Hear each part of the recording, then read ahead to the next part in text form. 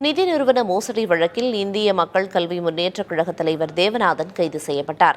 சென்னை மயிலாப்பூர் தெற்கு மாட வீதியில் கடந்த 1872ஆம் ஆண்டு மயிலாப்பூர் இந்து சுவாஸ்வ நிதி லிமிடெட் என்ற பெயரில் நிதி நிறுவனம் தொடங்கப்பட்டது.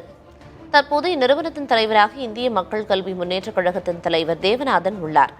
நிதி நிறுவனத்தில் முதலீடு செய்தவர்களின் 525 கோடி ரூபாயை திரும்பக் கொடுக்க மறுப்பதாக கூறி பாதிக்கப்பட்டவர்கள் கடந்த ஜூன் 6ஆம் தேதி சாலை மறியலில் ஈடுபட்டனர். இது தொடர்பாக பொருளாதார குற்றப்பிரிவில் 140க்கும் அதிகமானோர் நடவடிக்கை எடுக்க கோரி புகார் அளித்தனர். புகாரின் பேரில் செய்த பொருளாதார குற்றப்பிரிவு காவல்துறையினர் வழக்கு பதிவு செய்தனர். இதுவரை 140 நபர்களிடம் 50 கோடிக்கும் மேல் தேவநாதன் மோசடியில் ஈடுபட்டது விசாரணையில் தெரியவந்தது. இந்த நிலையில் தேவநாதனை தேடி வந்த பொருளாதார காவல்துறையினர் புதுக்கோட்டை கட்டியாவயல் சந்திப்பில் வைத்து கைது செய்தனர். நாடாளுமன்ற தேர்தலில் பாஜக சார்பில் சிவகங்கை தொகுதியில் தேவநாதன் போட்டியிட்டார்.